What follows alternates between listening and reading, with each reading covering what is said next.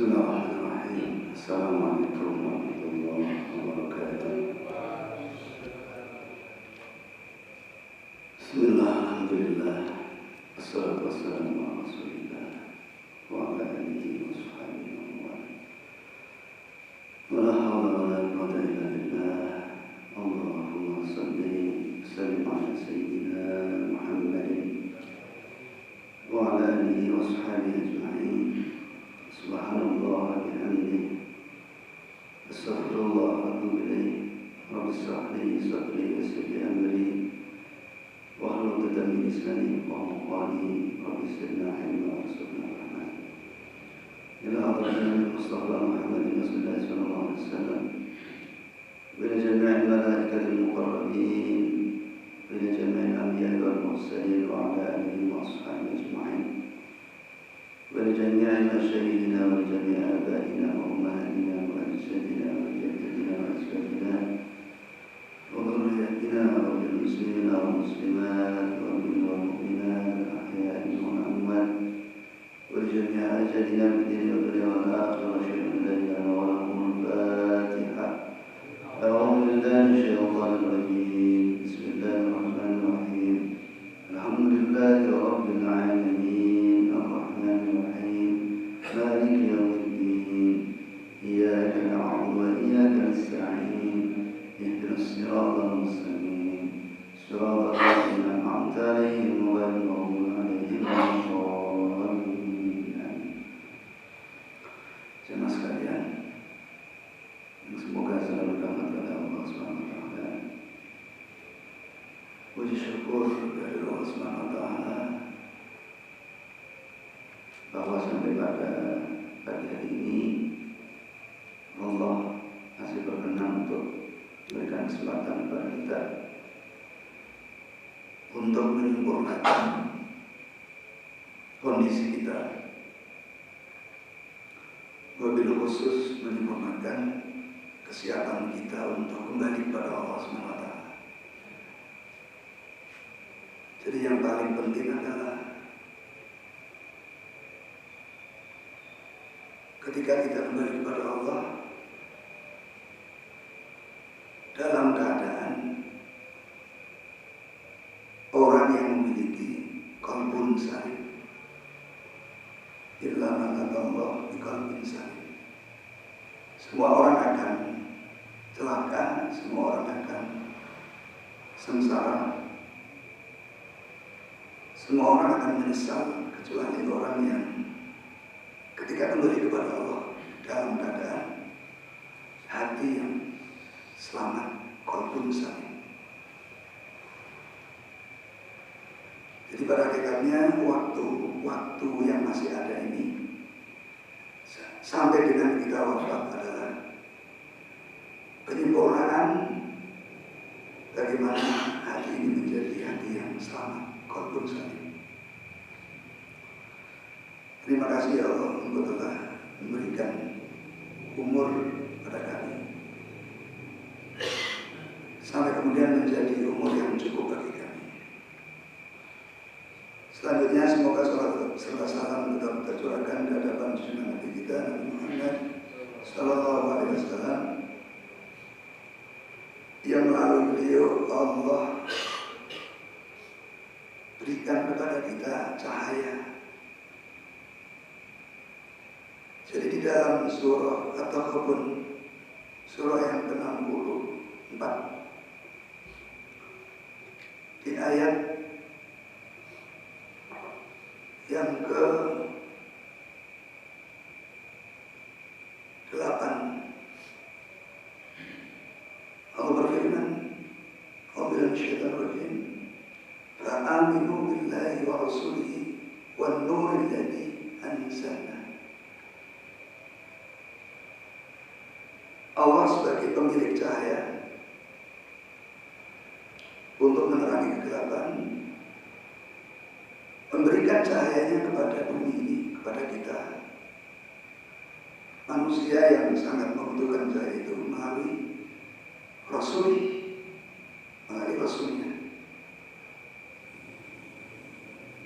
Setelah Rasul meninggal atau wafat, kemudian diteruskan oleh para ulama. Al-ulama'u warasatul anbiya. Maka jemaah sekalian, menyambungkan cahaya kepada Allah tidak bisa kecuali dengan kita terus memperbanyak bacaan sholawat. Allahumma sholli wa sallim ala sayyidina Muhammadin wa ala alihi.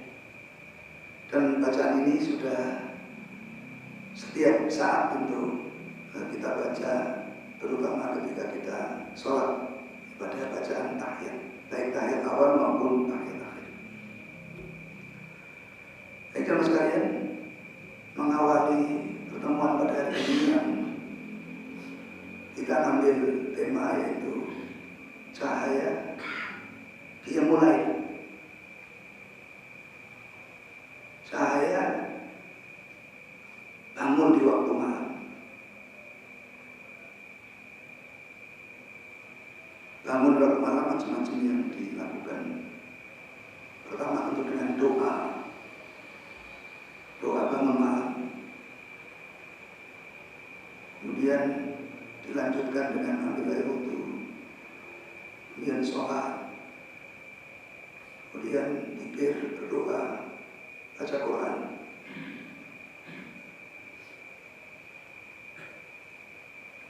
Itu adalah dia mulai. Dia mulai itu tidak cuma sholat, tapi bangun di waktu malam, terutama dimulai dari pertengahan malam. Itu adalah merupakan sumber cahaya kehidupan yang Allah turunkan melalui Rasul, kemudian sampai kepada kita. Rasul, kemudian kitabnya,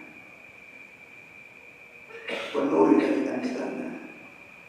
Dan kitabnya itu yang sekarang kita kaji bersama, itu kita lakukan, itu juga disebut An-Nur. Di Al-Quran ada disebut juga namanya, Al-Quran itu adalah An-Nur, cahaya. Kita mengawali dari surah yang tadi saya baca di rakaat pertama, yaitu ayat 257 dari surah Al-Baqarah. Dari ujung dari ayat yang pertama itu, pertama tadi kita 255 itu ayat kursi. Kemudian kita lanjut 256 tadi di rakaat pertama. Kemudian kita tutup tadi rakaat pertama dengan 257. Nah, kita awali kajian kita pagi hari ini dengan ayat 257 dari surah Al-Baqarah. Baik, kita baca dulu. A'udzu billahi minasy syaithanir rajim.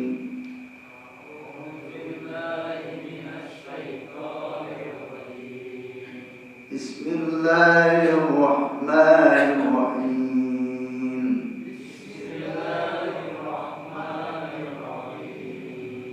Allahu waliyyul ladzina amanu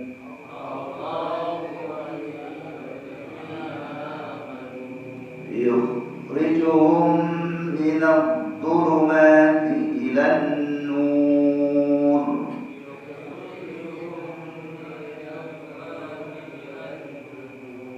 walladzina kafaru awliya'uhum الطاغوت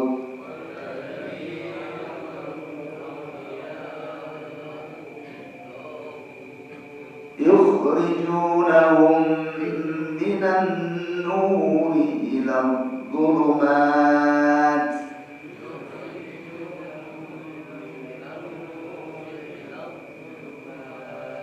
أولئك أصحاب النار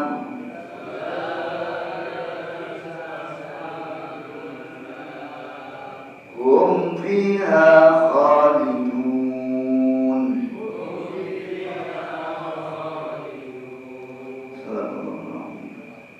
Jadi kalau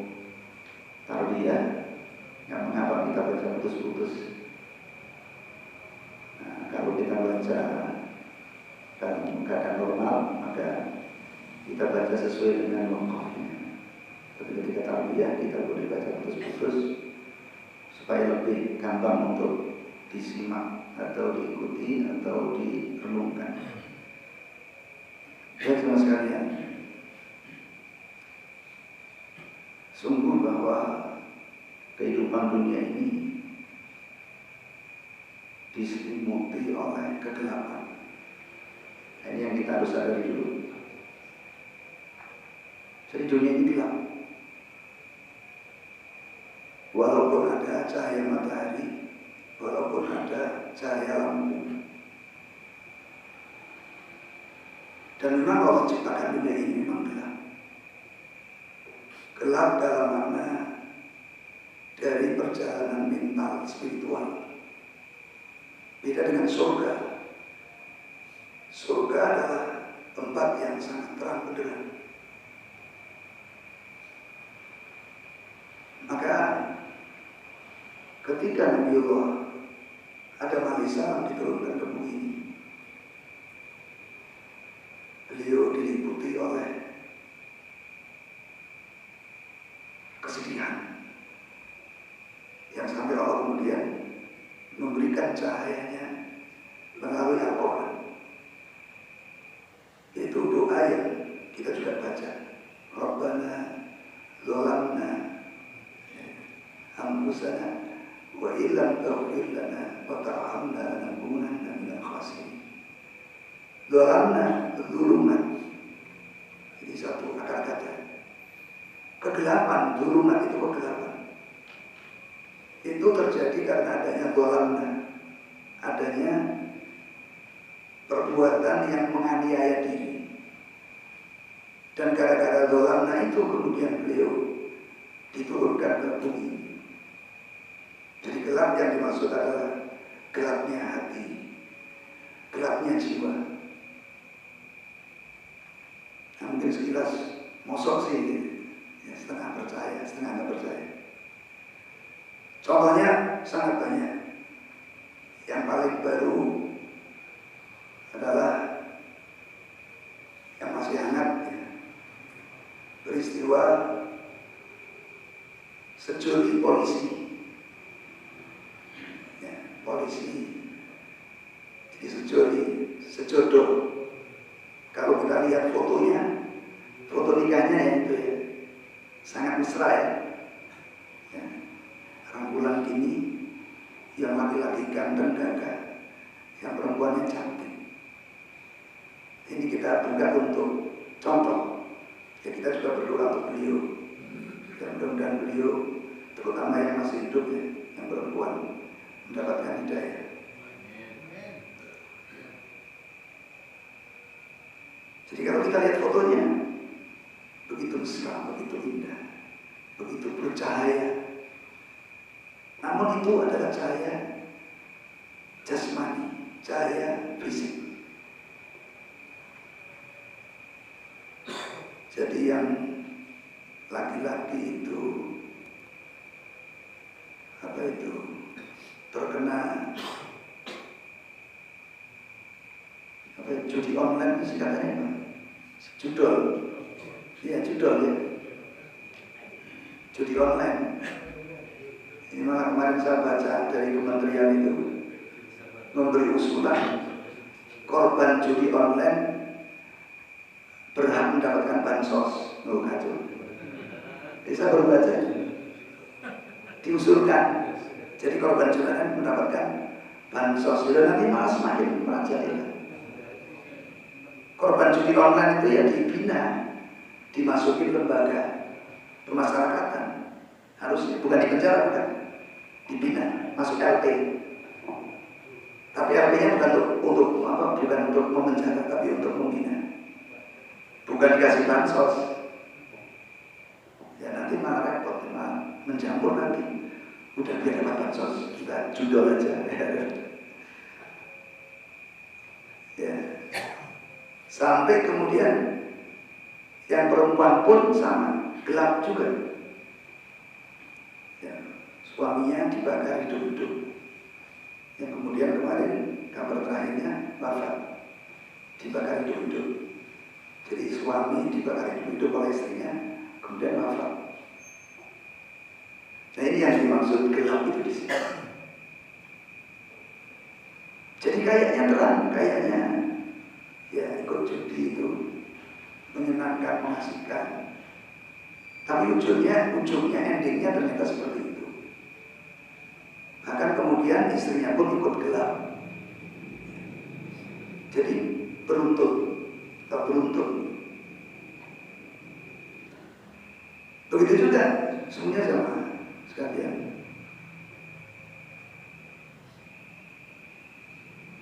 Cahaya itu hanya qul hadhihi sabili, ada di atas jalan yang Allah telah sampaikan, Allah telah terangkan. Yang dengan jalan itu nanti endingnya baru akan sampai pada posisi yang terang benderang, yaitu surga. Jadi di ayat ini kita lihat sama-sama ayat 57 tadi. Allahu waliyul ladzina amanu. Allah walinya orang-orang yang beriman. Penolongnya, pembimbingnya, penuntunnya. Jadi orang beriman ini gak bisa jalan sendiri. Ya nyatanya mereka yang pada tersesat itu juga beriman. Mereka sholat juga, bahkan puasa. Itu koruptor, ya bahkan pengedar narkoba. Itu kalau kita lihat dari kegiatan sehari-hari ada imannya, walaupun imannya nggak cukup, imannya belum cukup. Maka di sini sahabat sekalian, amanu, orang-orang yang telah beriman, mereka telah beriman. Alladzina amanu, orang-orang yang telah beriman, nggak bisa jalan sendiri. Kalau ingin sampai kepada tempat yang menjadi puluh harapan, jadi nggak bisa berjalan sendiri. Makanya di sini Allah menyatakan Allahu waliyul ladzina amanu. Allah menjadi penolong, penuntun, pembimbing, menjadi SC-nya, pengarah. Baru kalau Allah sebagai pengarah, yukhrijuhum, dia Allah akan mengeluarkan mereka minal dhulumat, dari kegelapan, ilan nur, kepada cahaya. Jadi tadi sebagaimana yang terjerat, terjerat pinjol, terjerat judol tadi. Itu rasanya itu mereka ya awalnya nggak merasa itu tersesat. Ya, ternyata endingnya seperti itu.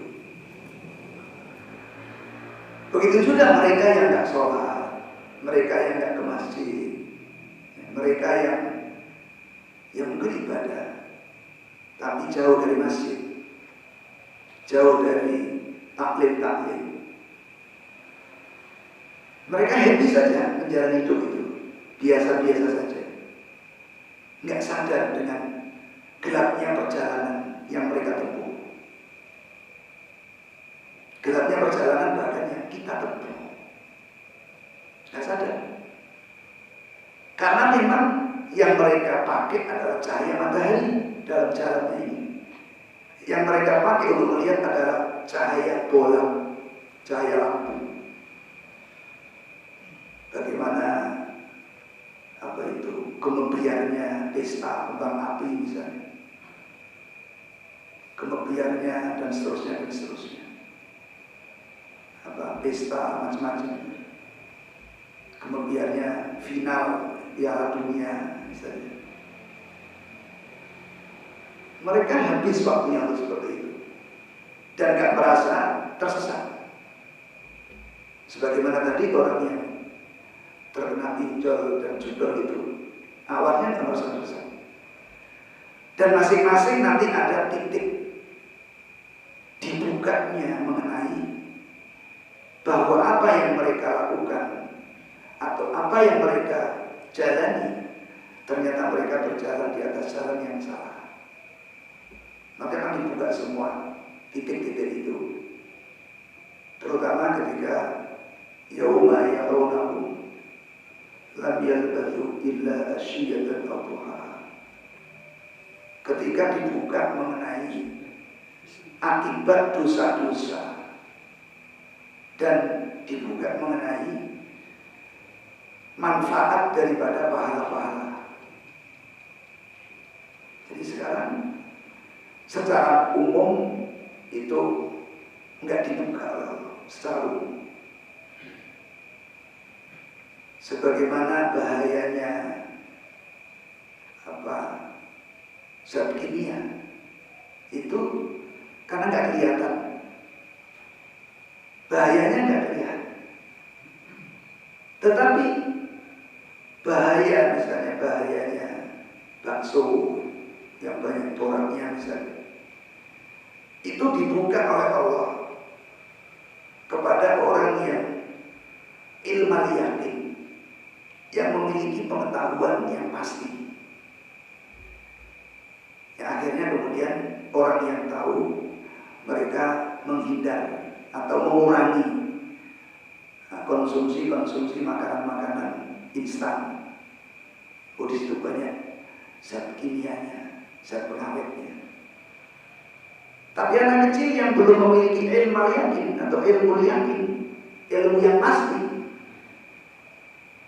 benernya, ya, kadang bertengkar sama orang tuanya. Nah, jangan banyak jajan cipi, ya boleh dikit-dikit aja. Ngamuk, ya. Berantem, jangan minum-minuman instan, berantem. Ini oleh orang yang sudah ilmu yakin dengan orang yang belum punya ilmu yakin. Amar ma'ruf nahi mungkar, ya, kemungkaran. Ya. Sebenarnya sudah benar bagaimana kemungkaran dicegah dengan, kalau boleh katakan, setegas-tegasnya. Karena kemungkaran ini akan membawa kepada kebinasaan, bahaya yang nggak bisa dicegah, yang orang tidak bisa bersabar dengan bahaya. Tapi orang yang naik mungkar dimusuhi. Ya kalau naik mungkar itu yang santun, bukan mana ada naik mungkar santun. Ya, polisi sendiri naik mungkar nggak santun. Ya kan, polisi tangkap, borgol, tembak di tempat, kan begitu. Kalau ada maling itu yang santun. Kusnudon, jangan suudon. Loh, sama maling kok disuruh kusnudon gimana? Maling itu ketangkap gitu. Kalau dia bawa senjata, ayo dilumpuhkan. Gak bisa naik mungkar dengan kelembutan, harus dengan ketegasan. Nah, jadi orang yang tahu bahaya dan mungkar akan berdiri paling depan untuk mencegah sebisa-bisanya. Kalau perlu nyawa dikorbankan, karena kasih sayangnya kepada umat. Nah, jadi kalau orang tua melihat anaknya misalnya mengkonsumsi narkoba, ini orang tua akan sebisa mungkin untuk, ya, setegas-tegasnya. Bahkan sholat, kalau sudah umurnya nggak sholat itu boleh dipukul, karena bahayanya ketika orang itu nggak sholat. Nah, ini jamaah sekalian. Nah, jadi nanti semua orang akan diperlihatkan bahaya. Orang yang tadi narkoba, awalnya ya dia nggak merasa kalau itu sesuatu yang bahaya. Tapi setelah sampai dia akan tahu. Tapi orang yang ilmu yakin, dia udah tahu duluan. Dia nggak pernah nyicipin narkoba, tetapi dia udah tahu dengan ilmunya bahwa itu sangat berbahaya. Jadi orang yang secara umum tahunya bahaya setelah dia mengkonsumsi dan sampai pada bahaya padanya, yang sudah nggak bisa dicegah lagi bahayanya, dia udah terlanjur terkena bolongnya saraf, dia harus masuk perawatan medis yang cukup melelahkan dan gak ada jaminan sembuh. Sementara yang ilmu yakin, nggak kena, karena dia sudah tahu dari ilmunya, nggak perlu mencicipi. Nah, orang-orang yang dia dipimpin oleh Allah, bersama Allah, itu akan mendapatkan cahaya itu, sehingga dengan cahaya itu dia melihat bahayanya nggak sholat jamaah, misalnya. Bahayanya nggak ngaji, bahayanya nggak memaafkan kesalahan, bahayanya itu udah tahu ilmunya. Dengan ilmunya dia telah melihat dengan cahaya itu, dengan cahaya ilmunya. Tapi orang yang belum punya cahaya, belum punya ilmu yakin, mereka melakukan hal-hal yang tadi, merasa happy-happy saja, nggak ngaji biasa saja, bahkan bukan cuma nggak sholat jamaah, nggak sholat itu biasa saja. Mereka kasihkan ke pasar, jalan-jalan. Pada Allah menyatakan, "Wa ma khalaqtul jinna wal insa illa liya'budun." Di dunia itu kita tugasnya ibadah supaya selamat. Loh, apa jalan-jalan nggak ibadah? Ibadah. Tapi kalau gara-gara jalan-jalan nggak sholat, nah itu jalan-jalannya sudah nggak jadi ibadah lagi. Karena ada skala prioritas. Ke mall belanja itu ibadah. Tapi kalau gara-gara ke mall itu kemudian meninggalkan kewajiban-kewajiban ibadah, mahdoh terutama, itu ibadahnya itu jadi nggak ada gunanya, nggak ada fungsinya. Karena nggak bisa mengimbangi dosa-dosanya. Nah ini sama sekali cahaya yang kita maksud di situ, yang ingin kita dapat. Di mana dikatakan ayat ini, walladzina kafaru, adapun orang-orang yang mengingkari bimbingan Allah, awliyahu taghut, dan yang membimbing mereka adalah taghut. Taghut itu selain Allah, yang mereka ikuti nafsunya, yang mereka ikuti orang-orang, yang mereka ikuti syaitan selain Allah.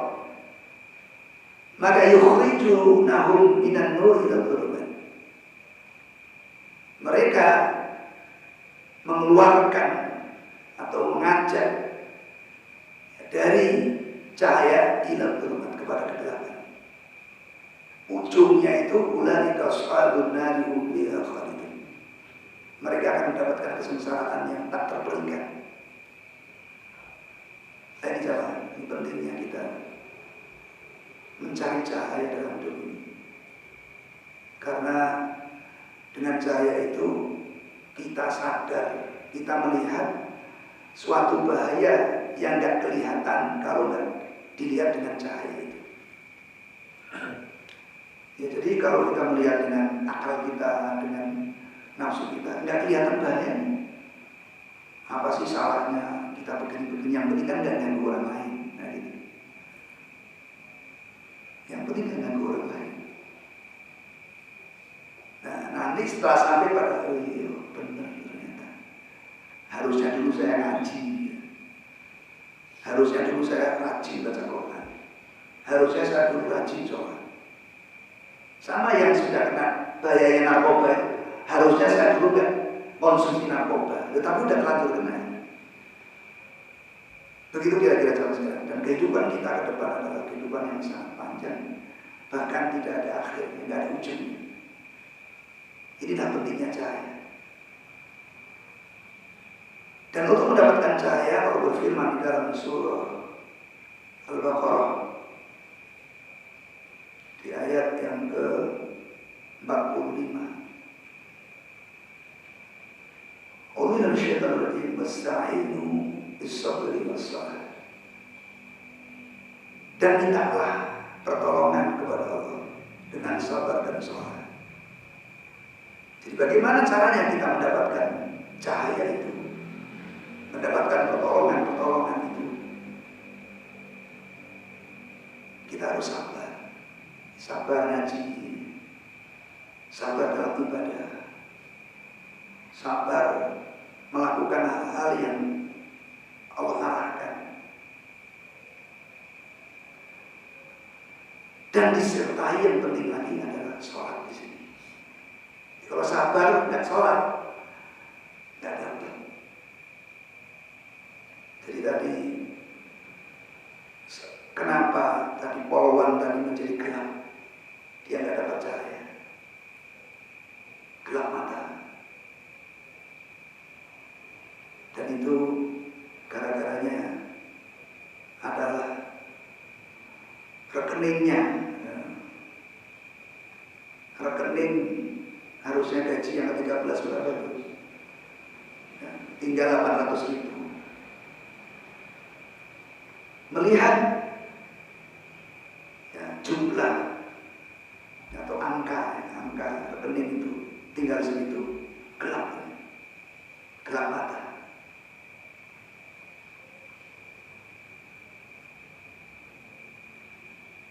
Nah, ketika seseorang yang beriman itu melihat seperti itu, ya kaget. Jadi, artinya melihat, loh, gaji segini kok tinggal segini, atau gaji segitu kok tinggal segini. Maka di sini ketika hati menjadi gelap, hati menjadi berat,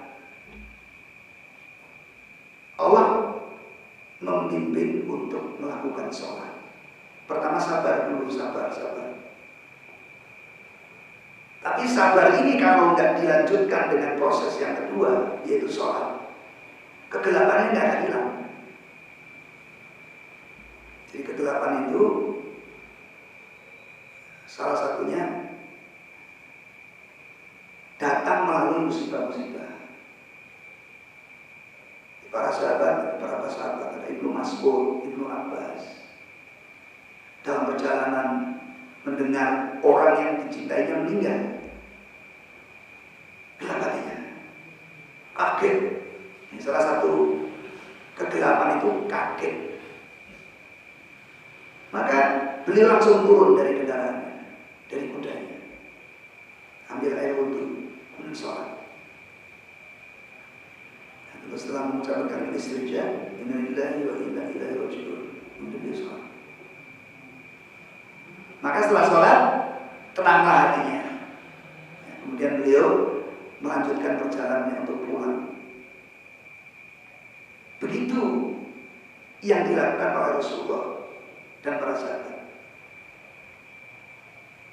Oh, di tengah jalan, ayahmu meninggal kecelakaan. Oh, langsung tahu gimana nih. Maka arahannya sebagaimana tadi para sahabat, ketika kegelapan datangnya dari musibah, maka sabar dipasang dulu, kemudian ambil air wudhu, sholat. Setelah mengucapkan istirja dulu, nanti kita biasakan seperti itu. Karena kebiasaan ini yang nanti akan mendatangkan kepada kita cahaya dalam masalah apapun, bukan cuma kematian. Ya, bahkan ketika itu Rasulullah berkunjung kepada sahabatnya sedang sakit perut. Apa sih? Jembling kalau bahasa Jawa ya. Sakit perut sampai jembling. Ya. Rasulullah, kenapa kamu sakit perut? Apa kata Rasulullah? Sholatlah. Ini yang gini kan kita jarang dengar loh. Orang sakit perut disuruh sholat. Apa kata Nabi? Karena sholat itu adalah syifa. Maksudnya ada hubungannya sholat dengan sakit perut. Jadi nggak cuma menghadapi masalah-masalah yang berat, yang sangat, kemudian baru sholat. Ya, seperti sakit perut tadi, sholat disuruh sholat. Dalam hadis riwayat Muslim dikatakan, as-sholatu nurun. Karena yang sering kita dengar, al-ilmu nurun. Oh, kalau ilmu itu nurun, jadi kalau ujian nyontek gitu. Nurun itu di bahasa Jawa ya. Kalau bahasa kita nyontek, ilmu itu nyontek. Jika lagi ujian nurun, nyontek. Nah, itu sering jadi pelajaran. Nah ternyata ada hadis sahih mas sekalian, hadis sahih riwayat Muslim. As-sholatu nurun. Sholat adalah cahaya. Jadi apapun yang membuat kita gelap, gelap mata, gelap hati, gelap pikiran, gelap jiwa, atau bahkan kegelapan yang orang tadi tidak merasa, yang menghabiskan waktunya untuk olahraga, ya olahraga bagus. Tapi kalau waktunya habis untuk olahraga, gue jadi gak bagus. Nah maka seringlah sholat. Nanti akan dibimbing oleh Allah. Oh iya, ada waktunya olahraga, ada waktunya ngaji gitu. Orang habis olahraga, kenapa nggak ikut ngaji? Cuti. Nggak ikut ngaji. Olahraga tuh kita udah tadi olahraga ya. Habis olahraga. Ujung-ujungnya mati juga. Apa kalau yang olahraga terus nggak mati? Itu dulu saya sering lihat sering lewat depan saya. Dia baru jalan kemana? Nanti pagi-pagi habis subuh dia berangkat jalan pakai celana pendek, gitu. Pakai kaos, ya, udah setengah umur nanti jam-jam 9 itu pulang jalan lagi. Bisa perhatikan dia dari ini orang waktunya habis itu jalan.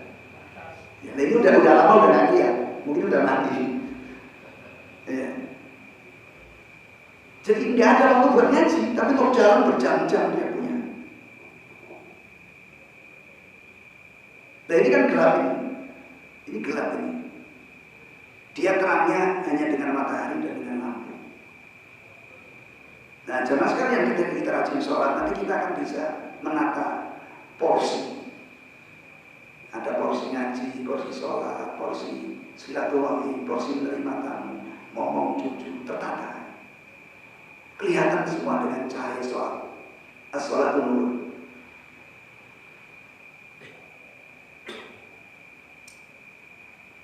Bahkan sama sekalian, jadi ada hadis. Ini salah satu contoh tadi.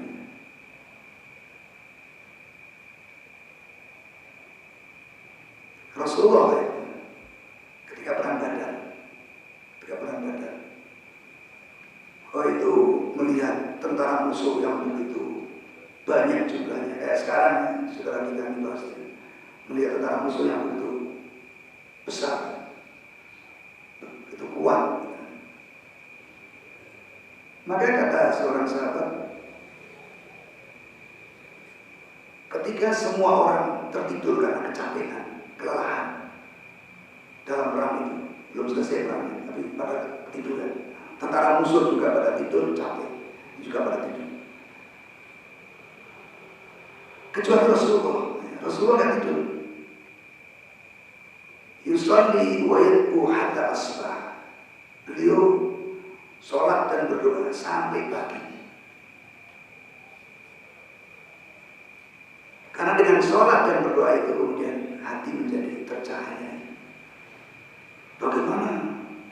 Sudah dibantai, sudah yang meninggal sudah berapa 40.000, pas sudah 60.000. Gelap kita melihatnya.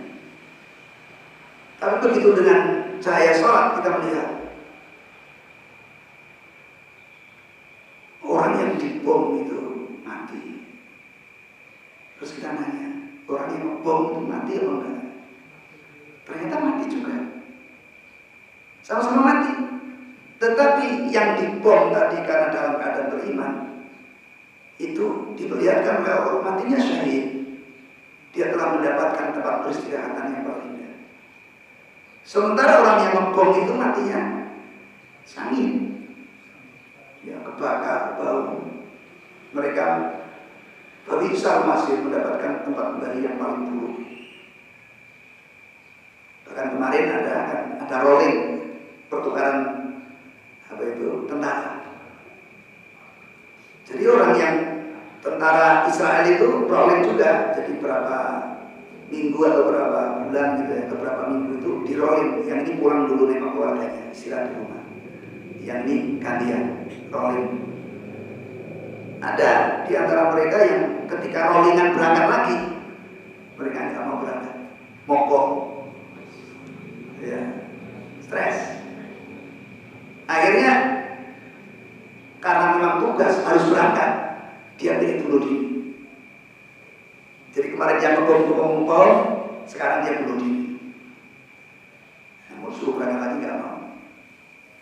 Nah, ini yang dibom ya mati. Yang nggak ngebom mati juga, yang ngebom tadi, yang dibom mati, yang ngebom juga mati. Tapi beda cara matinya.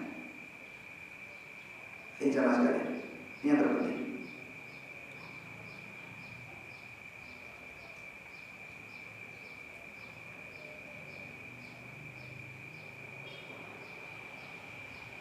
Baik.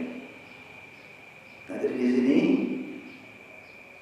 bahwa sholat itu adalah cahaya. Bahkan ada salah satu contoh lagi, sampai cahayanya itu tembus. Ini mungkin ini kasus sejarah. Cahayanya tembus ke luar badan. Dulu kita pernah dengar ada Habib Neon, ya, pernah dengar ya? Habib Neon. Ya. Karena ketika itu sedang ngaji, kemudian lampunya mati. Tapi ada salah seorang jamaah yang kemudian memancar wajah sinarnya. Dari sinar itulah kemudian tetap terang dalam jamaah itu, dalam taklim itu. Itu kemudian Habib Neon itu peristiwanya, apakah dia sebagai jamaah, apakah dia sebagai pengajar, silakan lupa itu. Nah, dia terkenal di Indonesia, Habib Neon. Ternyata ada dia di Sahih, ada dua seorang sahabat yang malam-malam sowan ke Rasulullah dan kemudian dalam kegelapan malam pulang. Nah, ternyata ketika pulang dalam kegelapan, dua orang ini bercahaya. Jadi cahaya dua orang menerangi jalanan. Sampai di persimpangan jalan, masing-masing mengambil jalan ke rumahnya. Maka cahaya terbagi menjadi dua. Yang satu mengikuti orang yang satunya, yang satu lagi mengikuti orang satunya, sampai dia sampai di rumah. Cahaya itu menerangi jalanan. Ya, artinya cahaya yang dihasilkan dari sholat ini atau dari ibadah ini ada waktunya Allah perlihatkan secara fisik. Yang terjadi pada zaman Rasulullah untuk para sahabat dan terjadi pada zaman ini untuk orang-orang tertentu yang Allah berikan. Itu sampai seperti itu cahaya. Nah, kemudian jemaah sekalian, Allah melanjutkan di dalam firman-Nya surah Al-Baqarah ayat 45. Ini kita mulai masuk ke cahaya sholat malam. Jadi bahwa kita bisa mendapatkan cahaya itu lewat sholat. Lewat sholat. Ya, sabar dalam beribadah, sabar dalam ngaji kayak gini, sabar dalam melakukan aktivitas-aktivitas yang baik. Tapi di situ yang diperbanyak atau yang menjadi inti ibadah itu adalah sholat.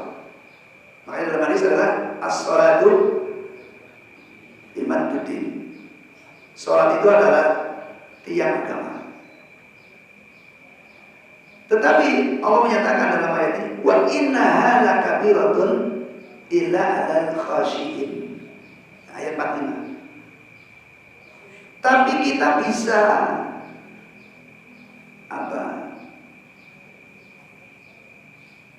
istiqomah dalam sabarnya, dan kita bisa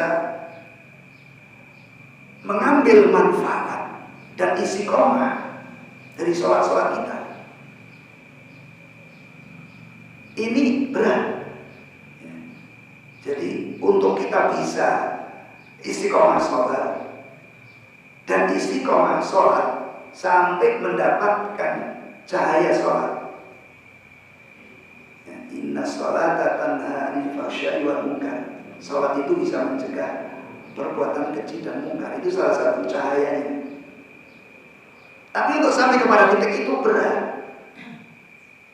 Illa 'alal khashiyin. Nah ini mulai masuk materi ini ya. Jadi pengantarnya lebih banyak memang. supaya sampai kepada materi yang kita terhantarkan. As-sholatu nurun, sholat itu cahaya.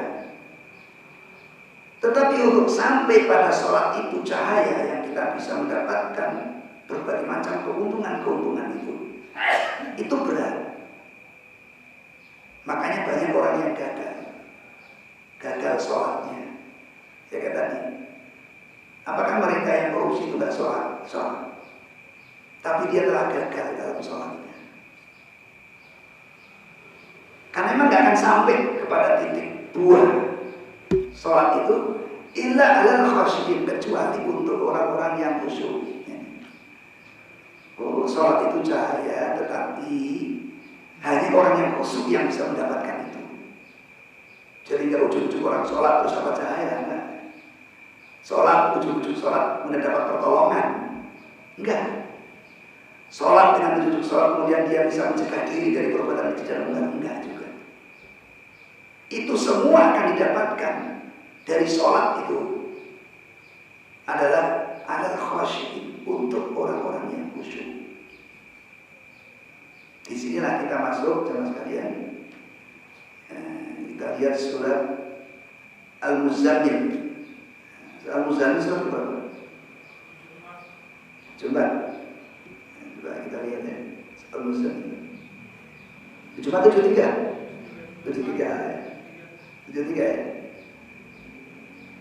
Kita langsung cegat dulu, nanti kita dari awal, tapi kita cegat dulu di tengah.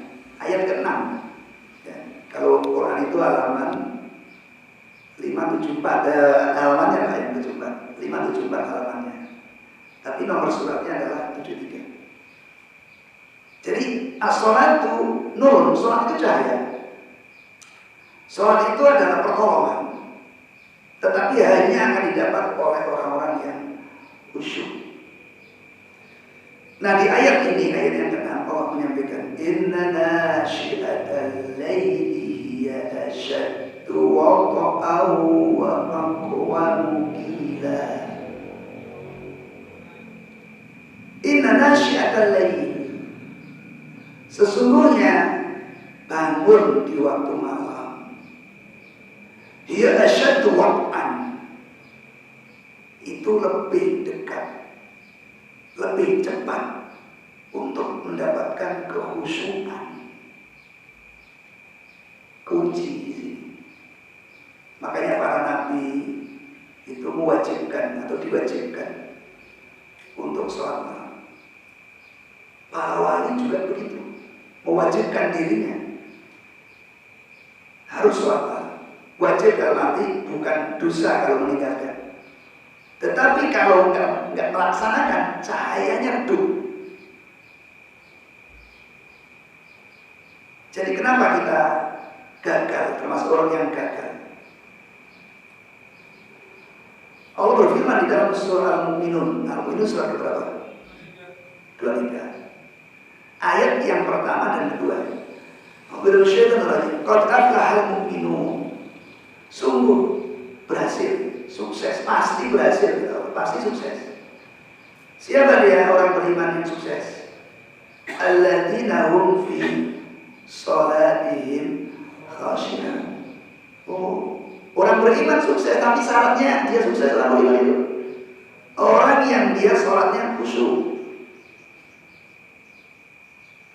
Sementara jaminan untuk mendapatkan kekhusyukan di sini, kita akan lebih cepat untuk bisa sampai kepada tingkatan sholat khusyuk kalau kita masuk ke dalam golongan nasyi'ah, orang yang bangun di waktu malam. Jadi untuk sampai kepada tingkat khusyuk ini tidak bisa kecuali kita bangun malam. Makanya setan itu berusaha sekuat tenaga agar manusia, orang-orang yang beriman itu nggak bangun malam. Dengan cara apa setan itu? Dia bikin 3 ikatan. Jadi setiap malam ketika seorang muslim, seorang mukmin itu tidur, dia diikat oleh setan dengan 3 ikatan. Nah ini kan kita nggak menyadari. 3 ikatan supaya nggak bangun, supaya dia tetap enak dengan tidurnya.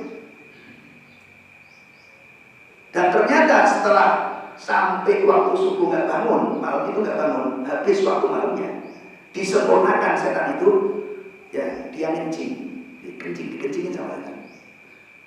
Jadi ada 4 yang membuat ruwet hidup ini, 3 ikatan setan dan kencing setan. Setiap malam diikat 3 ikatan, dikencingin, 3 ikatan dikencingin, ya semakin ruwet.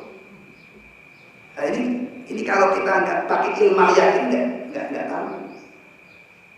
Kenapa ilmu yakin? Dia karena ini ilmu yang diajarkan Allah melalui Rasulullah.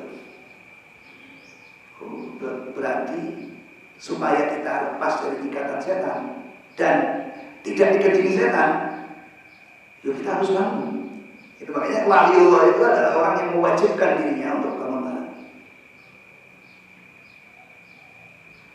Ila adalah khasyin di ayat ke 46-nya. Siapa orang yang khusyuk itu? Al-Baqarah 46. Alladzina yadhunnuna annahum mulaqu rabbihim wa annahum ilaihi raji'un. Orang yang khusyuk itu adalah orang yang yakin betul.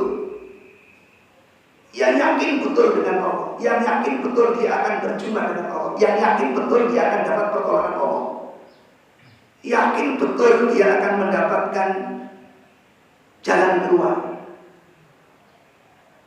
Yakin. Jadi ada keterangan di sini, khusyuk dan yakin kita akhirnya jadi satu. Jadi agar kita sampai kepada titik itu, kita harus khusyuk dan yakin. Maka di ayat yang ke-6 tadi di dalam surat Al-Muzammil, inna nasyata hiya asyaddu wa'an terus wa mukila. Ini satu pasang. Dan doa-doa di malam hari itu, ucapan-ucapan di malam hari itu, bacaan-bacaan di malam hari itu, aqwa mukila, lebih cepat untuk memberi kesan, lebih cepat untuk memberikan keyakinan. Doa di malam hari dia akan masuk ke dalam hati kita secepat kilat, gitu.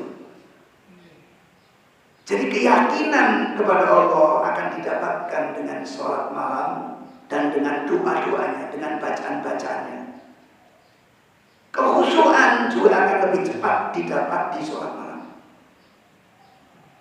Maka karena pentingnya orang akan mendapatkan, yaitu pertolongan Allah, mendapatkan cahaya-cahaya dalam kehidupan ini, harus didapatkan.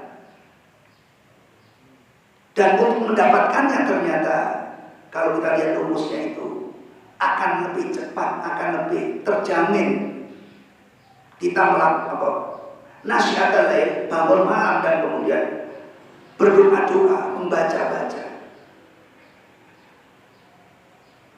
tadabbur, merenungkan ayat-ayat.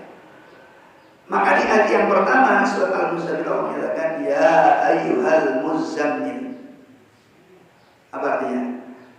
Hei orang-orang yang berselimut. Apa sih kalau orang Jawa itu? Hei orang-orang yang keringkel gitu. Kemulan. Tapi sekarang nggak kemulan Pak, panas namanya. Jadi maksudnya orang yang asik tidur gitu di situ. Nggak harus selimut ya. Saya juga nggak pernah pakai selimut tidur saya. Makanya dimaksud di sini bukan maksud selimut-selimutan, karena sekarang panas, orang harus selimutan ya. Kaosnya itu dibuka, kadang-kadang nggak pakai kaos. Tapi yang dimaksud adalah orang yang asik tidur gitu maksudnya di sini. Kom, kata Allah, bangun.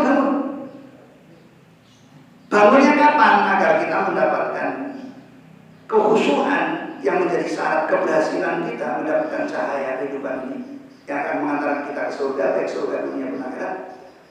Umil laila illa qalilan nisfahu. Bangun kecuali sedikit. Berarti yang sedikit bangunnya apa tidurnya? Yang sedikit bangun kecuali sedikit. Berarti yang sedikit bangunnya banyak. Ini perintah awalnya. Tapi ternyata kemudian nggak orang disuruh bangun malam langsung mampu. Maka ayatnya dilanjutkan, kalau kamu belum bisa, kita belum bisa bangun setengah malam. Kalau kalau malam itu dari jam 6 sampai jam 5 ya, 11 jam ya. Berarti kalau jam 6 sampai jam 11, pertengahan malamnya jam berapa? Setengahnya 5:30 juga gitu. 7, 8, 9, 10, 11. Kan tadi 11 jam ya. Pertengahan 11 berarti 5,5. Kalau hitungnya dari jam 6, 7, 8, 9, 10, 11. Setengah 12 sudah masuk pertengahan malam. Karena pertengahan malam itu hitungnya bukan dari jam 6 sampai jam 6. Jam 6 pagi udah malam. Malam terakhir. Bahkan jam berapa sekarang? Fajar jam berapa? Fajar? Jam 4.30 ya. Kalau jam 4.30, kalau hari jam 6 berarti berapa jam? Malam itu berarti 10 apa 11? 10 ya, 10 jam ya, coba itu 6, 7, 8, 9, 10, 11 12, 1, 2, 3, 4 10 setengah. 10 setengah kalau tengah malam berarti 5 seperempat ya. Kan 10 setengah dibagi 2 5 seperempat. Berarti kalau kita hitung dari jam 6 5 seperempat ya, 6, 7, 8, 9, 10, 11 11 seperempat. Itu udah tengah malam. Cara hitungnya begitu. Nah, kalau kita nggak bisa, ya katakanlah kita ambil paling gampang jam 12 gitu ya, tengah malam paling gampang gitu. Ya katakan jam 12. Kita nggak bisa. Umir layla ila qalila nisfahu awin kusmin qalila. Atau bangun malamnya kurang sedikit dari itu. Atau awizid alaih atau lebih dari itu. Nah, kalau kita gabung semua ilmu mengenai sholat malam, pokoknya belajar bagaimana sebelum subuh udah bangun gitu, intinya gitu. Kalau kita belum bisa bangun 1 jam sebelum subuh, yang penting bangun sebelum subuh 5 menit juga tidak apa-apa. Yang penting bangun dulu aja 5 menit. Tapi nanti kemampuan ini akan terus bertambah sesuai dengan nikmatnya dia, mengetahuinya dia, terbuka cahayanya dia, sampai dia pun akhirnya mampu bangun tengah malam. Ya, ini istri saya itu kadang jam berapa udah bangun? Jam setengah 12 udah bangun. Kadang setengah 12. Kadang setengah 1. Kadang jam 12. Kadang kalau lagi capek jam 2. Kadang jam 3. Ya, tapi jarang sekali bangun setelah jam 3, jarang sekali. 3, 2, 1 dan setengah 12 sudah bangun. Nggak tidur lagi. Kita belajar, baca Quran. Ya, bagaimana satu hari bisa dapat 15 juz. Berarti 2 hari khatam. Loh, itu kita lakukan seperti itu karena tatajafa junubuhum 'anil madajid. Ya, dalam surat apa itu? Surat As-Sajdah surat 32. Dia bangun malam meninggalkan tempat tidurnya. Tatajafa junubuhum 'anil madajid. Yaqulu Allahu khaufan wa tama'an, untuk berdoa kepada Allah dengan baca-baca. Nah, jadi di sini sama sekalian, ya kita hampir akhiri ya. Ini sudah masuk materi inti. Kenapa kita disuruh bangun seperti itu? Inna sanulqi 'alaika qaulan sakila. Kami akan turunkan padamu qaulan sakila. Ucapan yang berat. Quran akan diturunkan oleh Allah kepada kita ketika kita bangun malam tadi. Berat apanya? Memang berat bobotnya. Rasulullah ketika mendapatkan wahyu, beliau berada di atas onta. Itu onta itu langsung jerum. Tahu jerumnya? Saking beratnya dia terduduk. Jadi memang berat dari sisi memang dia memiliki bobot Quran itu. Kemudian yang kedua, berat yang dimaksud berat mengamalkannya. Sabar. Gampang ngomongnya tetapi berat. Maafin, gampang ngomongnya tetapi berat ngamalnya. Yang lembut jangan keras, lembut hatinya. Iya ngomongnya gampang, tapi untuk menjadi orang yang lembut hatinya berat. Kemudian berat yang ketiga adalah berat timbangan amalnya. Quran yang berat bobotnya, berat pengamalannya, berat mempelajarinya. Ya, makanya banyak orang yang putus di tengah jalan ketika belajar Quran karena memang berat. Namun kemudian dia berat timbangan amalnya. Yang dengan timbangan amalnya ini, fa'amaman saqulat mawazinuhu fahuwa fi isyatir radiyah. Dia mendapatkan kebahagiaan yang hakiki. Oh, aku gak ngaji juga bahagia, sebentar kebahagiaan, gak akan lama. Ya, dan dunia memang sampai kematian itu dianggap kenikmatan yang sebentar. Nah, maka jamaah sekalian di sini untuk mendapatkan cahaya ini, yang kemungkinan dengan cahaya itu kita berjalan sampai kepada surga Allah, baik surga dunia maupun surga akhirat. Surga dunia adalah keluarga yang sakinah, mawaddah warahmah. Syaratnya itu hanya bisa didapat oleh orang yang khusyuk dan orang yang yakin, dan itu keusuhan dan keyakinan akan cepat kita dapat dengan bangun malam. Ininya seperti itu. Sebagai penutup, Allah berfirman di dalam surah At-Talaq ya. Wa may yatawakkal 'ala Allah fa huwa hasbuh. Barang siapa yang tawakal kepada Allah, maka pasti akan dicukupkan semuanya. Cukupkan jiwanya, cukupkan jasmaninya. Cukupkan perjalanannya, cukupkan pandangannya, cukupkan ilmunya, cukupkan ekonominya, cukupkan kesehatannya. Itu udah pasti. Tetapi apa syaratnya orang yang tawakal itu? Alladzina yuqimunas shalah. Orang yang dia selalu melaksanakan sholat, dan sholatnya harus khusyuk. Sholat khusyuk itu adalah sholat yang penuh dengan keyakinan. Jadi artinya apa? Tawakal akan kita bisa raih hanya dengan sholat yuqimunas sholata wa mimma razaqnahum yunfiqun, dan kemudian dia menjadi orang yang suka berbagi. Jadi kalau sholatnya udah khusyuk, masih ada syarat satu lagi. Sholatnya udah khusyuk nih, satu lagi syaratnya adalah menjadi orang yang gemar berbagi. Baru dia sampai pada tingkatan tawakal. Nah, ketika orang itu sudah sampai tingkatan tawakal, maka jadilah dia orang yang berbahagia di dunia dan di akhirat. Nah, itulah cahaya sholat malamnya. Dan memang cahaya sholat malam ini akan memberikan cahaya pada sholat siangnya. Kalau kita ada sholat malam, maka sholat siangnya itu pun tidak akan bercahaya atau kurang cahayanya. Sehingga banyak orang yang sholat tetapi bakar suaminya, orang yang sholat membunuh anaknya, orang yang sholat dia korupsi, orang yang sholat susah memaafkan orang, karena memang sholatnya belum dapat cahaya.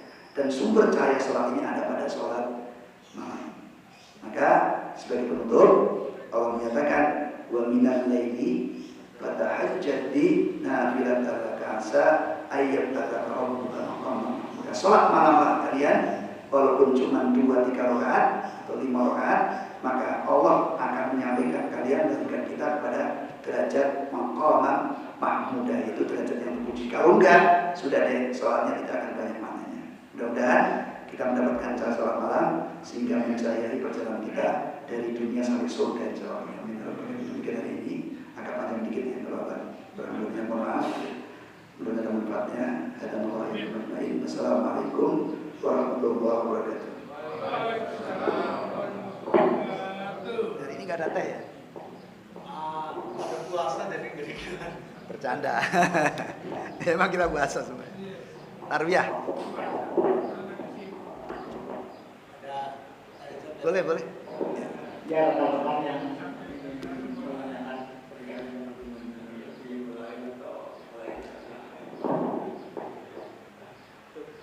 Oke. Enggak, silakan. Oke. Apakah kalau kita sholat tidak khusyuk itu termasuk ciri-ciri kemunafikan? Kenapa? Apakah kalau kita sholatnya tidak khusyuk itu termasuk bagian dari sifat kemunafikan? dibalik. Jadi yang menyebabkan kita nggak khusyuk itu karena ada noda-noda munafik.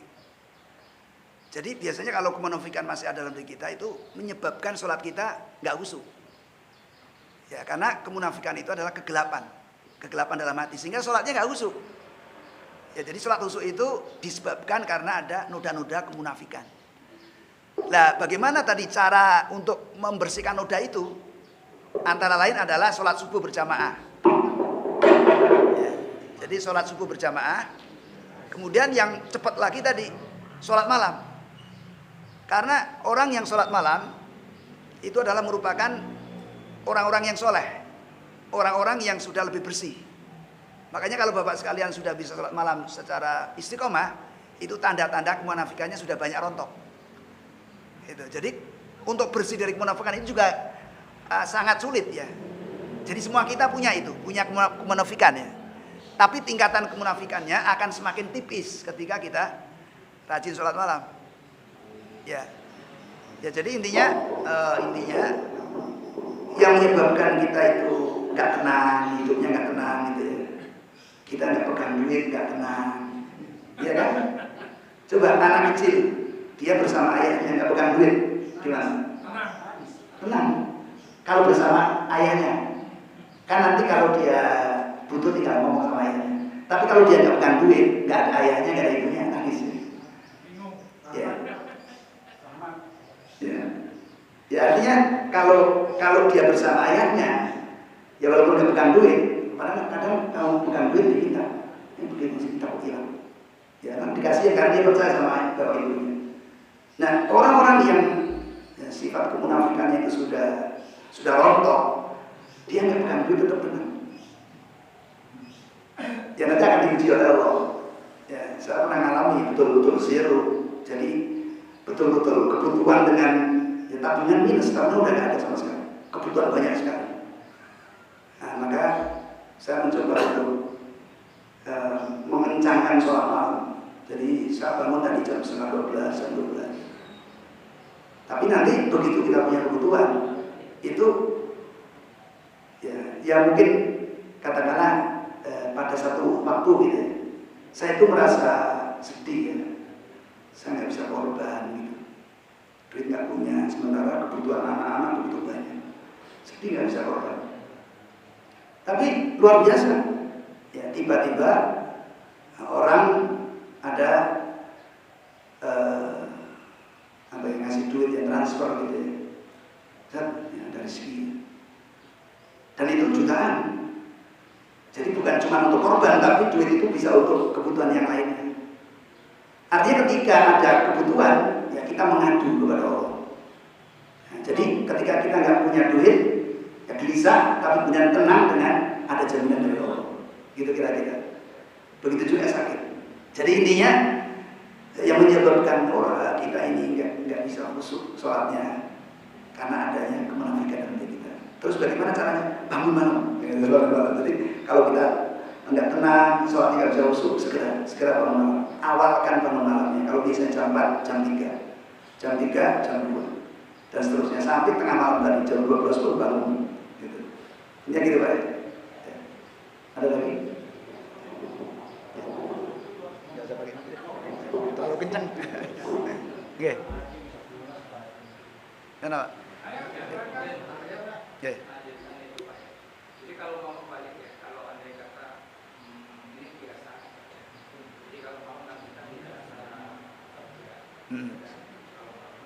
Nah, seringkali kita pas sholat itu ada yang benar yang saya bilang, terus ada menyelesaikan masalah. Misalkan kita kerja ada masalah, ada masalah yang harus kita selesaikan dan kita sholat.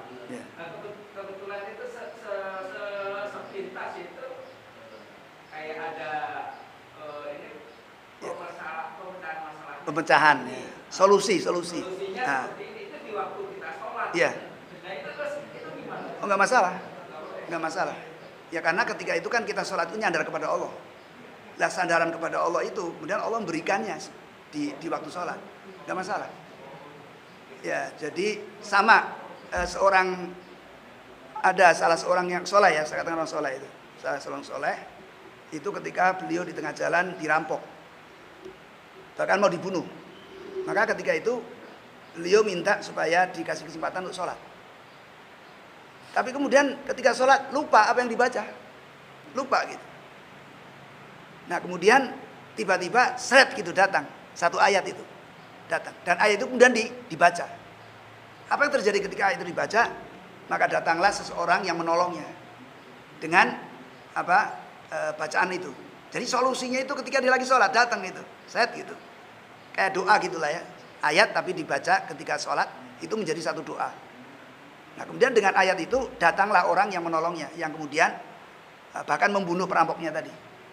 Tapi setelah kemudian perampoknya terbunuh, maka orang yang tadi nolong itu hilang, dikejar. Dari mana?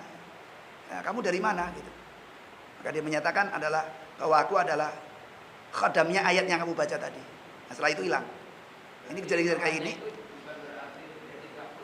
Tidak ya, karena memang Allah seringkali memberikan lintasan-lintasan gitu. Tapi kalau kita dalam sholat kemudian di situ nggak nyandar kepada Allah, ya teringat hal-hal yang lain selain menyandar kepada Allah, maka itu menjadi gangguan. Ya, tapi kalau kemudian Allah memberikan satu solusi, maka itu bagian daripada cahaya ya, cahaya sholat. Jadi nggak masalah Pak. Ya. Ya. Ya. Ya, baik itu nanti memang ada inti yang paling afdol. Paling afdol itu adalah 2/3 malam terakhir. Tetapi sebagaimana olahraga itu ada pemanasan dulu. Ketika orang tengah malam udah bangun, itu pas 2/3 malamnya itu dia sudah betul-betul sudah betul-betul khusyuk, sudah betul-betul bersih hatinya tadi. Nah, makanya ketika langsung di 2/3 malam, ya tentu di sini ya ada hasil juga. Tetapi hasilnya tentu akan beda ketika dia sudah begadang dari sebelum 2/3 malamnya. Tapi juga jangan begadang sebelum pertengahan malam. Tidak disarankan. Kenapa? Karena di pertengahan malam, sebelum pertengahan malam itu ada waktu-waktu yang sangat dibutuhkan oleh tubuh menurut medis. Jadi kalau menurut medis itu antara, walaupun nggak persis ya, nggak persis tepat, antara jam 10 sampai jam 12.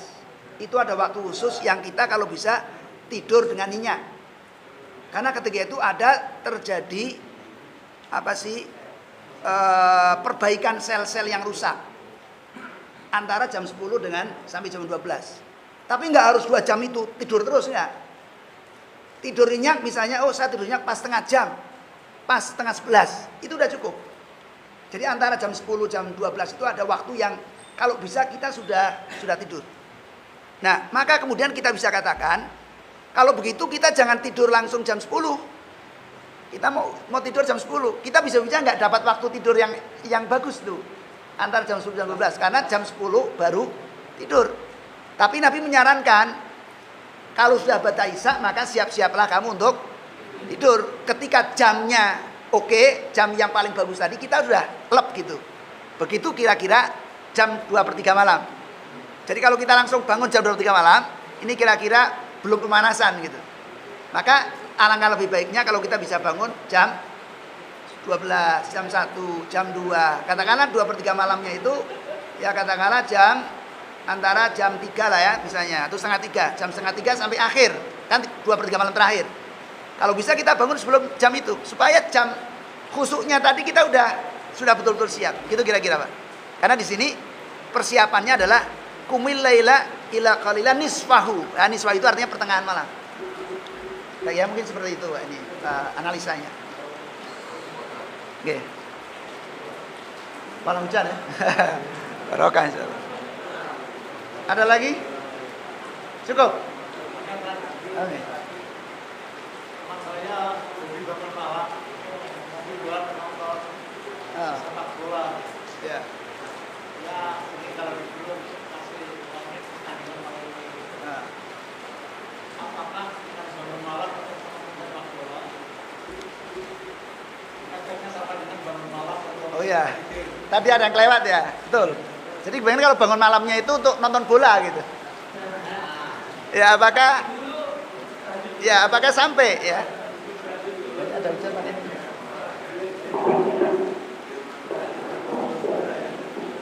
Suaranya biar nggak kalau dengan hujan. Ya tadi bagaimana kalau bangun malamnya bukan untuk sholat? Apakah efeknya sama?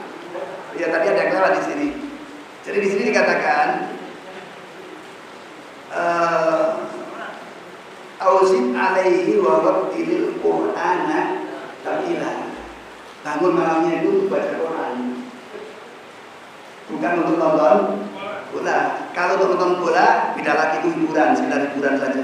Tidak akan membawa cahaya. Nah, membaca Quran ada dua kekuatan. Kekuatan yang lebih kuat cahayanya adalah ketika Qurannya dibaca ketika sholat. Jadi kalau Bapak punya center ya, punya kan ya center ya. Itu kan di dalam kan ada bohlam kecil. Kemudian di sampingnya kan ada putih-putih, apa namanya itu? Nah, coba putih-putihnya diambil. Buat nyorot, kira-kira sangat terang atau sekedar terang? Ketika dikasih yang putih-putih itu jadi terang. Nah, itu perbedaan seperti itu kira-kira supaya gampang.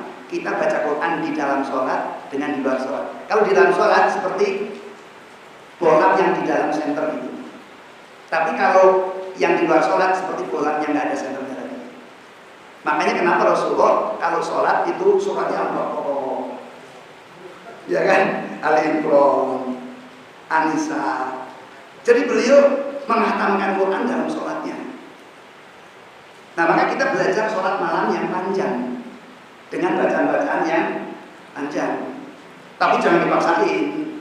Saya kalau sholat malam misalnya saya akan berusaha dengan surat Yasin satu rakaatnya. Ya kalau kita udah mampu, kalau belum mampu ya kulhu dulu gitu ya.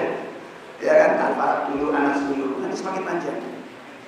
Oh kalau begitu berarti di sini ada agenda yang kita tambahkan. Bagaimana kita punya waktu untuk menghafal Quran. Kan dengan menghafal Quran kita akan mampu berdirinya itu panjang. Jadi kenapa Rasulullah berdiri panjang itu? Oh karena ternyata bacaan Quran di dalam sholat dan di luar sholat memiliki efektivitas yang berbeda. Jadi kalau kita belum mampu yang panjang, yang penting sholat aja, bolak-balik sholat aja, sholat lagi, bangun lagi.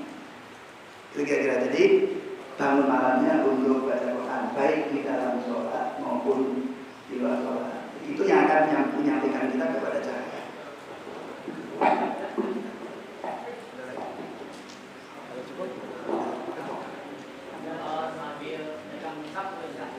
Oh boleh.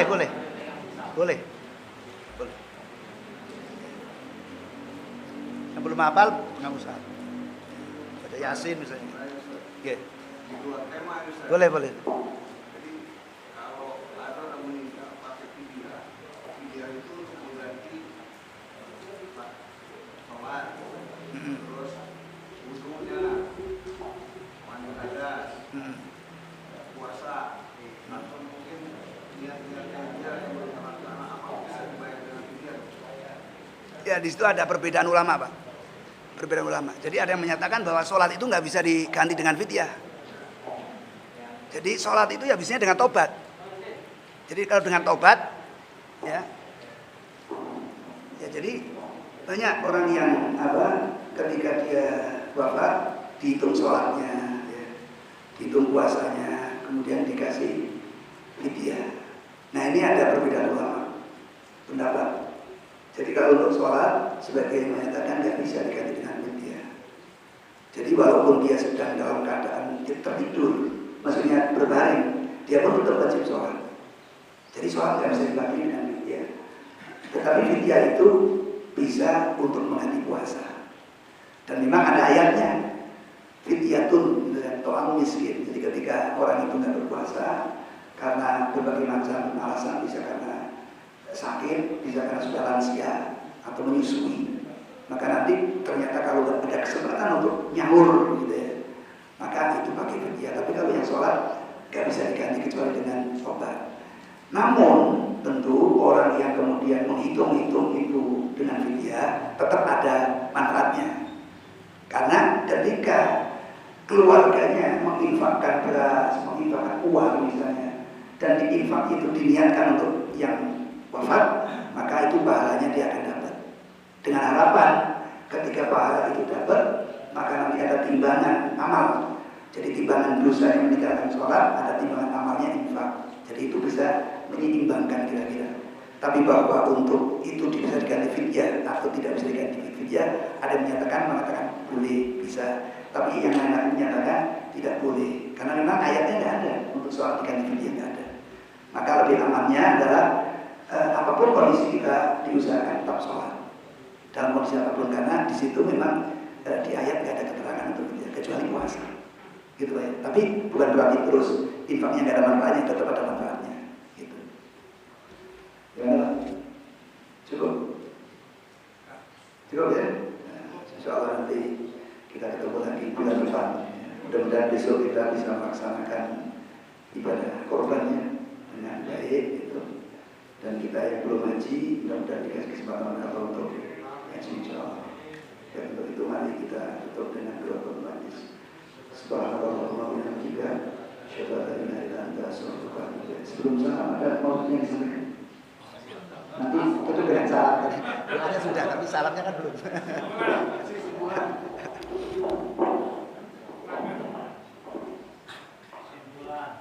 Ya, ini ada beberapa poin yang kita bisa catat.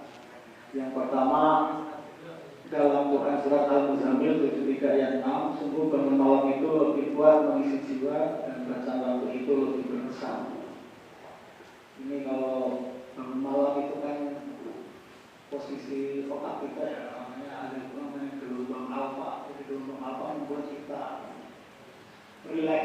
Nah, pada saat relax itu imun sistem kita naik. Kemudian begitu juga kita menerima pelajaran, kemudian membaca, fokus kita juga naik. Sehingga bisa dikatakan bahwa bangun malam itu membuat tubuh kita sehat dan gaya pikir kita lebih cerdas, karena pengaruh gelombang alfa itu. Makanya orang-orang zaman dulu, zaman Bung dan lain sebagainya, ya kan kondisi lingkungan itu kan banyak gelombang alfanya, jadi suara air, suara kodok, bikin rileks. Iya, suara cicak. Kalau sekarang kalau banyak musik rock akan susah yang mendengar pelajaran, karena gelombangnya udah gelombang normal gitu, kencang gitu ya. Kemudian yang kedua, kata-kata minat zulumat ila nur, dari zulumat itu dari kegelapan yang kepada cahaya. Dari kata zulumat itu timbul kata dolim. Orang dolim itu gelap, jadinya dia melakukan suatu tindakan tanpa menggunakan pertimbangan atau mengetahui resikonya. Jadi itu yang tadi seperti kata Ustaz, karena gelap polisi sembunyinya. Kemudian kita ingat juga bagus gelap kita terang itu karya Ibu kita Kartini, isinya surat-surat kan. Ternyata dari mana ini Ibu kita Kartini kok pakai begini gitu kan, pikir-pikir, mencari artikel-artikelnya. Ternyata Ibu kita Kartini namanya Haji Agama. Agama itu menteri agama. Dia itu dalam persaudaraan Freemason. Persaudaraan Freemason dia kan historis juga. Jadi dia hadis gelap tertutup terang gitu. Semboyannya Freemason itu diambil dari Ikhwan Sama. Jadi persaudaraan kaum sufi. Diambil dari situ dijadikan semboyan. Kemudian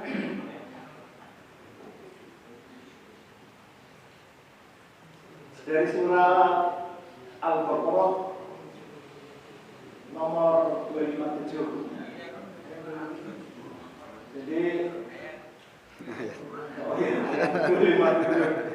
jadi kalau orang-orang yang beriman itu pelindungnya adalah Allah Subhanahu wa Ta'ala, sementara orang-orang kafir yang jauh dari ibadah cahaya pelindungnya adalah setan. Jadi setan memang dipikir-pikir itu ya, semacam panitia ya. Ya, panitianya Tuhan untuk memilih orang baik dan orang jahat, untuk mencari orang-orang yang itu yang soleh gitu. Tapi memang kita diperbolehkan menipu setan.